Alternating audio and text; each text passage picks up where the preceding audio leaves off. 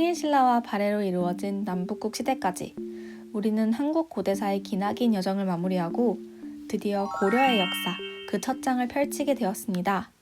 이번 차시에는 고려라는 나라가 어떻게 성립이 되었는지 알아볼 텐데요. 크게 세 단계, 통일신라 말 후삼국의 성립과 후삼국의 통일 과정, 그리고 고려의 첫 번째 왕, 태조 왕건이 국가의 안정을 위해 어떤 정책을 실시했는지로 나누어 탐험해 보도록 하죠. 먼저 첫 번째, 후삼국의 성립 과정입니다. 지방에서 독자적으로 세력을 형성해 성장한 이들이 누구라고 이야기했었죠? 바로 호족이었습니다. 이들은 자신의 지역과 농민을 보호한다는 명분 하에 성을 쌓고 스스로를 성의 주인이라는 뜻의 성주 혹은 장군이라고 칭했다고 했었죠. 그런데 여기에 힘을 가세한 신라의 계층이 하나 더 있었으니 그들이 누구일까요? 네, 바로 육두품 세력이었습니다. 골품제의 한계에 부딪힌 이들은 꾸준히 새로운 사회 건설을 위한 개혁안을 중앙정부에 제출하였지만 이것이 잘 받아들여지지 않자 일부는 정치에 멀어져 응거하였으나 대체로 호족 세력에 가세했더랬죠.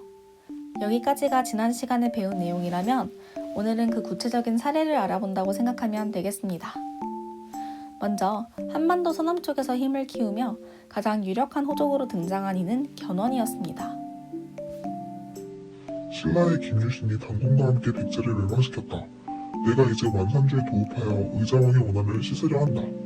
견훤은 서남해안 군진 장교 출신으로 서남해안의 해적을 토벌하기 위해서 그곳에 배치되었습니다. 하지만 889년 진성여왕의 폭정에 분노한 농민들이 원종 애노를 필두로 봉기한 틈을 타서 견훤도 궁대를 일으켰어요. 독자적인 세력으로 성장한 견훤은 892년 무진주, 오늘날의 광주 일대를 차지하고 900년에는 오늘날의 전주인 완산주 지역에서 백제의 부흥을 내걸며 후백제를 건국하였습니다. 견훤이 군진 세력 출신인 만큼 무력에는 강하나 상대적으로 유교적 소양이나 체제 정비 측면에서 부족한 점이 있을 수밖에 없을 텐데요. 그는 최승우와 같은 육두품 세력을 기용함으로써 이런 약점을 극복합니다. 우리나라 서남쪽 끝에서 시작된 견훤과 후백제의 영역은 점차 넓어져서 오늘날의 전라도뿐 아니라 충청도, 심지어는 본국 신라가 위치한 경상도 서부까지도 확장되었습니다. 북쪽에는 우리에게 애꾼으로 잘 알려진 궁예라는 인물이 나타나서 자신의 세력을 확장하고 있었습니다. 누구인가? 지난날 신라가 당에 군사를 청하여 고구려를 멸하였다. 평양의 도읍이 잡초로 가득하니 내 반드시 그 원수를 갚겠다. 그는 기원, 양길 등 다양한 호족의 밑에서 부하로 활동하면서 자신의 세력을 확충한 끝에 결국 자립했고 901년에는 고구려의 부흥을 내걸며 송악, 오늘날의 개성에서 고려를 건국하였습니다. 하지만 우리는 궁예의 고려를 삼국시대의 고구려, 그리고 훗날 등장하는 통일왕조인 고려와 구분하기 위해서 후고구려라고 부릅니다. 그는 처음에 고구려 계승의식을 강하게 내세웠는데요.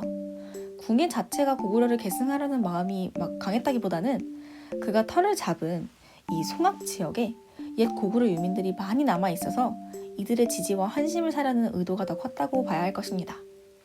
하지만 이들이 나중에는 궁예의 왕권 강화에 있어서 되려 걸림돌이 되자 궁예는 불교식 의미를 담은 마진이라는 이름으로 국호를 변경하고 송악 지역에 형성된 고구려계 호족들의 입지를 약화시키기 위해 도읍을 철원으로 옮기기도 했습니다.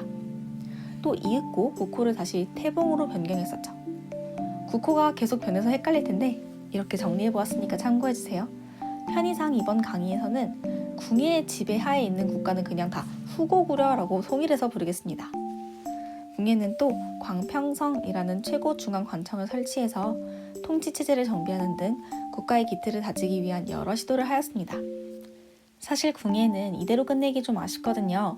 그래서 몇 가지 궁예와 관련된 재미있는 사실들을 더 준비해보았습니다. Fun fact number 1. 그는 신라의 왕족 출신? 여러 설들로 제시되는 가능성 중 하나이지만 궁예의 출생의 비밀 하면 꼭 빼놓지 않고 등장하는 것이 바로 궁예가 신라의 왕족 출신이라는 설입니다. 누구의 아들인지는 의견이 매우 분분하지만 일반적으로 궁예는 신라 하대의 왕들 중 하나의 소생이었으나 태어난 일시가 단오였다고 하는데 이게 매우 불길하게 여겨진 데다가 태어날 때부터 치아가 나 있는 등 출생에 있어서 불길한 징조가 가득해 왕실에서 이 아이를 죽여라 라고 명령했다고 하죠.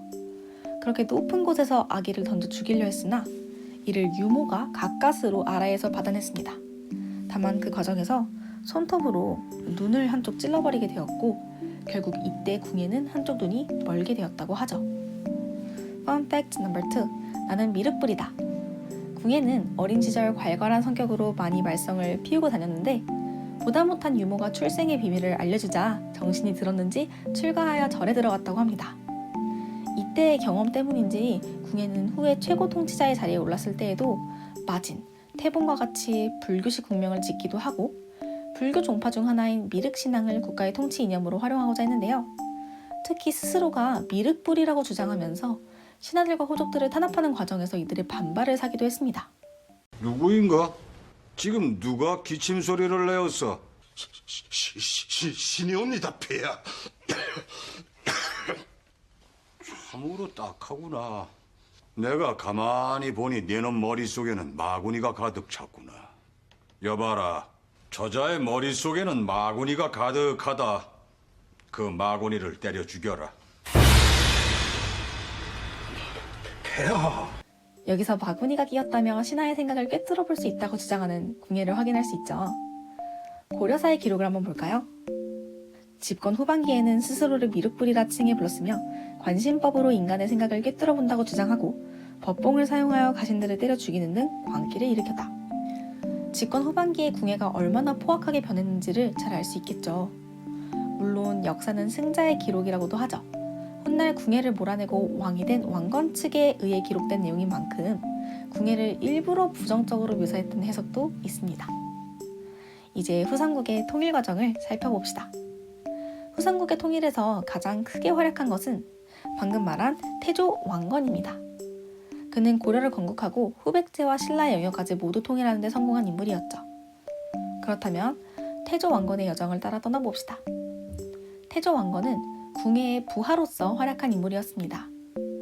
왕건은 903년 후백제의 금성과 그 주변 10개 군현을 점령하면서 두각을 드러내기 시작했는데요. 이는 단순히 후백제의 남쪽 땅을 조금 떼어먹은 것, 그 이상의 의미를 가지고 있습니다. 일단 금성을 차지함으로써 후백제는 북으로도 남으로도 후고구려에 의해서 둘러싸인 형세가 되었죠. 더불어 이 지역에서는 후고구려는 후백제가 중국과 왕래하는 것도 견제할 수 있었습니다. 이렇게 궁예의 신임을 얻은 왕건은 913년 최고 관직인 시중의 자리에 오르게 되었습니다. 집사부의 장관 자리였던 시중, 다들 아직 기억하시죠? 그런데 이런 왕건에게도 위기가 닥칩니다. 미륵불을 자처하며 조금이라도 자신의 마음에 거슬리는 행동을 하면 모두 죽여버렸던 궁예의 의심이 그토록 신임하던 왕건에까지 미친 것인데요. 궁예는 왕건이 반역을 일으킬 마음을 지녔다고 그를 추궁하기 시작했어요. 처음에는 왕건이 이를 부인했지만 주변 신하들이 그냥 인정하세요 지금은 이렇게 조언을 해줘서 그걸 듣고 인정합니다. 궁예는 다행히 왕건을 죽이지 않고 하하 나의 관심법이 통했다 이러면서 하하 호탕하게 웃어 넘겼어요. 지금은 목숨을 부지하긴 했지만 이대로 가다가는 왕건도 언제 죽을지 모르죠. 결국 왕건은 그를 따르던 여러 대신들과 함께 역성혁명을 일으켜서 궁예를 몰아냈고 임금으로 즉위해 고려를 건국하였습니다. 이제 고려의 후삼국 통일 과정을 살펴봅시다. 고려 건국 이듬해에 왕건은 수도를 철원에서 송악으로 옮기게 되었습니다. 왕건의 등장으로 고려는 궁예로 인한 내부의 혼란을 극복하긴 했지만 여전히 후백제와 국경을 접하며 갈등을 빚고 있었습니다. 둘은 툭하면 전쟁을 치르게 되었는데 연표에는 없지만 925년 중울성 전투에서 고려와 후백제가 거의 비등비등하게 싸우게 되자 이들은 각자 인질을 교환하고 잠시 평화의 시간을 갖도록 해요. 하지만 고려에 보내진 후백제의 인질 진호가 병으로 죽었어요. 근데 이거를 고려가 죽인 거다 라고 오해한 후백제에서 고려의 인질이자 왕건의 사촌이었던 왕신을 살해하게 됩니다. 이렇게 평화를 위한 인질 교환은 오히려 둘 사이를 더욱 악화시키는 결과를 낳습니다. 그러던 중 견훤이 신라의 수도 금성을 공격하자 후백제의 악감정을 품고 있던 왕건이 신라를 돕기 위해 군대를 이끌고 남하하면서 927년 공산전투가 시작되었습니다. 그런데 공산전투에서 왕건은 궁지에 몰립니다. 수적인 우세를 믿고 전쟁에 임했지만 공산에서 후백제군의 매복과 기습공격에 계속 당한 끝에 고려군이 완전히 포위당하게 된 것이죠.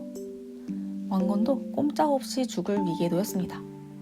이때 크게 활약한 인물이 신순겸이라는 왕건의 신하였습니다. 이 그림 속 신순겸은 전쟁하고 있진 않고 태조 왕건과 함께 사냥을 나가 있는 모습인데요. 그만큼 태조 왕건과 신순겸이 굉장히 친분이 두터웠다는 것을 알 수가 있죠. 신순겸은 왕건과 의복을 바꿔 입어서 본인이 왕건인 척 위장해서 적장으로 뛰어들 테니 그 틈을 노려서 왕건에게 도망가라고 이야기를 합니다. 왕건은 너무 슬펐지만 달리 방법이 없었어요. 결국 왕건은 눈물을 훔치며 신순겸의 희생을 뒤로한 채 가까스로 탈출하게 되었죠. 얼마 안가 930년 견훤과 왕건은 교통의 요충지 고창에서 다시 한번 맞붙게 되었습니다. 그런데 고려가 후백제에 비해 가지고 있는 장점이 있었어요. 바로 후백제는 영토 확장 과정에서 점령한 지역들의 호족들을 좀 탄압했던 반면 왕건은 호족들에게 막 선물을 싸들고 다니면서 호의적으로 대했을 만큼 그들을 포섭하기 위한 노력을 기울인 것이죠. 그동안 꾸준히 인망과 덕을 쌓아온 덕분일까요? 고창 전투에서 왕건은 고창 지역의 호족들의 도움을 받아서 승리할 수 있었습니다. 이어지는 전투에서 왕건은 승승장구합니다. 934년 운주 전투에서도 승리를 거둔 왕건에게 희소식이 들려왔습니다. 바로 10여 년 전에 멸망한 백제의 유민과 그 지도자 대광현이 고려에 귀순한다는 것이었죠. 왕건은 옛 발해 유민들을 따뜻하게 포용하여서 이들을 자신의 세력으로 만드는 데 성공합니다. 1년 후인 935년에는 식스센스급 반전이 일어납니다.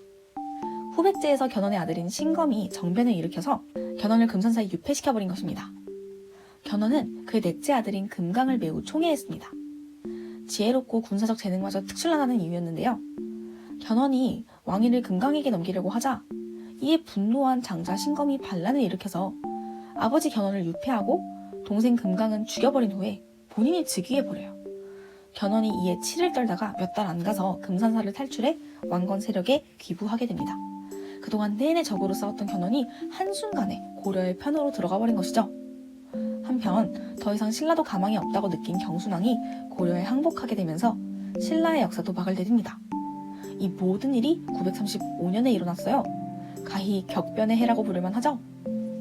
936년 후백제의 신검과 왕건의 고려 군대가 일리천에서 만납니다. 재미있는 사실은 견훤 역시 자신의 아들을 벌하고 아들의 국가이자 한때 자신이 직접 세우고 키운 국가 후백제를 멸망시키기 위해서 왕건에게 간청해서 전투에 참전을 합니다. 고려 쪽에서요. 결국 일리천 전투에서 왕건의 군대가 승리하면서 후백제마저 멸망하게 됨으로써 고려의 후삼국 통일이 완성됩니다. 지금까지 전투가 너무 많이 등장했죠? 사실 이 내용을 다 기억하는 건 좀 무리고 우리 주요 전투 이름 정도만 간단하게 기억할 수 있는 방법을 쌤이 말씀드릴게요. 지금 후삼국은 호족이 세운 여러 나라끼리 서로 전쟁을 지속하는 혼란기잖아요. 이런 혼란스러운 상황이라면 여러분은 어떻게 할래요? 집에 꽁꽁 숨어서 은신해야 되지 않겠어요? 그래서 이렇게 외웁시다. 공고, 운신, 일리. 이런 혼란스러운 상황에서는 공고익 집에서 은신하는 것이 일리 있다. 어때요? 고려의 후삼국 통일 과정을 보여주는 그림을 같이 볼까요? 먼저 934년 발해의 세자였던 대광현이 발해 유민을 이끌고 고려로 들어옵니다. 935년 여름에는 아들에게 배신을 당한 견훤이 고려에 투항하였죠. 935년 겨울에는 신라의 경순왕이 고려에 항복하면서 신라 천년 역사가 막을 내렸습니다. 이런 과정을 돌아보면서 한 가지 질문을 던져볼게요. 고려의 후삼국 통일과 신라의 삼국 통일은 어떻게 다를까요? 통일신라 삼국통일과 관련해 토론을 할 때 반대측 친구들이 근거로 많이 내세웠던 것 중에서 이렇게 두 가지가 있었습니다. 통일신라는 외세인 당에 의존하였다는 것, 그리고 대동강 이남 통일에 그쳐서 고구려의 옛 영토를 많이 상실하였다는 점이었죠. 그런데 고려의 통일은 이와 달리 외세에 의존하지 않고 자주적으로 이루어졌어요. 그리고 고구려의 옛 영토를 차지하지 못해도 북쪽에서 내려온 발해 유민을 포용하는 등 문화적 손실을 좀 적게 하려고 하는 노력이 돋보입니다. 우리는 고려의 통일에 대해서 이렇게 평가해 볼 수 있겠습니다. 먼저 신라의 삼국 통일 때와 유사하게 고려의 삼국 통일 역시 그 과정에서 발해와 신라, 후백제, 그리고 고려의 문화를 모두 융합해서 새로운 민족 문화 발전의 토대가 되었다는 점입니다. 그리고 왕건은 앞서 이야기했듯 굉장히 포용적이고 호의적으로 지방 호족들을 포섭하기 위한 노력을 기울였는데요. 지방 세력의 정치 참여를 적극 장려함으로써 정치 참여의 폭을 이전에 비해 확대할 수 있었죠. 태조 왕건은 후삼국을 통일한 후 다양한 정책을 통해서 나라의 기틀을 다져나갔습니다. 그 정책은 크게 세 가지로 나눠볼 수 있겠는데요. 바로 왕권 강화책, 민생 안정책, 북진 정책입니다. 먼저 왕권 강화책은 호족들을 통제해 왕의 권위를 강화하기 위한 호족 통제 정책과 그럼에도 호족을 자신의 편으로 포섭하기 위한 호족 연합 정책이 있어요. 쉽게 말해 호족을 때로는 강경하게 대우하고 때로는 회유하는 채찍과 당근 정책을 함께 구사했다는 것이죠. 먼저 채찍으로는 사신관 제도와 기인 제도를 이야기해 볼 수 있겠습니다. 사신관 제도는 호족이나 공신을 그들 출신 지역의 사신관이라는 관리로 삼아 그 지역을 다스리게 한 것이었습니다. 대표적인 사신관은 신라 경순왕으로 경주 지역의 사신관으로 임명되었죠. 근데 이게 왜 통제책이냐고요? 혹시라도 그 지역에서 왕건에 대한 역모행위나 반란이 발생하면 그 지역 책임자인 사신관부터 잡아 죽이겠다는 속뜻을 갖고 있었으니까요. 기인 제도는 조금 더 노골적인데요. 호족의 아들을 수도로 불러들여 머물게 하면서 출신 지역 일에 대해서 자문을 구하겠다는 의미입니다. 하지만 사실상 호족의 아들을 인질로 볼모로 삼아서 혹시나 니네 지역에서 뭔가 찜찜한 일 나면은 아들 목숨이 위험해질 수 있다는 것을 내포하고 있죠. 하지만 왕건은 호족 연합 정책도 적극적으로 구사합니다. 이를테면 왕건은 호족 가문과 적극적인 혼인을 통해 그들과 가족 관계를 형성했어요. 부인이 29명이나 있었고 자식은 34명이나 있었다고 해요. 그리고 그들 중 일부에게는 왕건의 성씨인 왕시성을 하사하는 명예로운 처우를 내리기도 했어요. 또 왕건의 고려 건국과 후삼국 통일 과정에 적극적으로 협력한 호족들에게는 역분전이라는 토지를 지급하고 공을 세운 신하, 공신 자리에 책봉하기도 했습니다. 이번엔 민생 안정책을 볼까요? 먼저 왕건은 취민 유도라고 하여 백성을 다스리는 데에는 자고로 도리가 있어야 한다고 주장했습니다. 100년이 넘게 지속된 혼란기 속에서 지쳐있을 백성들을 안정시키기 위해서는 조세를 수확량의 10분의 1만 거두는 이런 파격적인 수치 규정을 통해서 민심을 샀습니다. 그리고 왕건은 흑창이라고 하는 규휼기관을 설치했는데요. 이는 보릿고개에 먹을 것이 없어 고통받는 백성들에게 곡식을 빌려주고 이를 추수기에 갚도록 하는 것이었습니다. 어디서 들어본 것 같지 않나요? 바로 고구려 고국 천황이 실시했던 진대법을 계승한 것이랍니다. 또 왕건은 불교를 통해 민생을 안정시키고자 국가적인 불교 행사인 연등회와 팔관회를 중시했습니다. 특히 팔관회는 왕실 위상 확립과도 관련이 있는데요. 팔관회에는 고려의 신하를 의미하는 백관뿐 아니라 지방에서 올라오는 여러 관리, 심지어는 여진 부족, 송인 상인 등 여러 나라의 사람들이 투선물을 바치고 국왕이 선물을 하사하는 의례가 이루어져 고려 국왕의 국제적 위상을 과시하는 자리로 활용되기도 했기 때문이죠. 북진 정책도 알아봅시다. 북진 정책은 말 그대로 북쪽으로 진격하겠다라는 의미를 담고 있습니다. 고려 역시 발해처럼 고구려를 계승해 만들어진 국가임을 내세웠기 때문에 옛 고구려의 영토를 되찾고자 하는 움직임을 보였어요. 왕건은 옛 고구려의 수도인 평양을 서쪽에 있는 또 다른 수도라는 의미의 서경으로 삼고 이를 매우 중시했습니다. 훗날 북쪽으로 진출하기 위한 전진 기지로서 서경이 중요한 위치에 자리 잡고 있기도 했죠. 또 왕건은 발해 유민을 배척하지 않고 이들을 서북 지역에 거주시키면서 포섭하는 등 적극적인 민족 통합 정책을 펼쳤습니다. 재미있는 사실은 왕건이 발해를 멸망시킨 거란을 매우 적대시했다는 점입니다. 그 이유가 무엇일까요? 맞아요. 발해도 고려랑 마찬가지로 고구려를 계승한 나라이기 때문이죠. 얼마나 적대시했는지는 하나의 일화를 들으면 바로 이해가 갑니다. 바로 만부교 사건인데요. 거란이 고려에 화친을 요청하면서 낙타를 50필 정도 보냈어요. 그런데 왕건이 이 낙타들을 전부 만부교라는 다리 밑에 묶어놓고 굶겨 죽입니다. 이것만 봐도 왕건이 거란에 대해 갖고 있던 적개심을 확인할 수 있죠. 왕건은 죽기 전에 훈유10조라고 하는 문서를 남겼습니다. 훈유10조에는 고려의 미래를 위한 태조 왕건의 바람과 그의 통치 이념이 잘 녹아있는데요. 각 조항의 내용을 통해서 우리는 태조 왕건의 어떤 이념과 사상을 엿볼 수 있을까요? 우리 이 내용은 수업 시간에 같이 확인해보는 것으로 할게요. 그럼 오늘도 강의 들어주느라 정말 수고 많았습니다.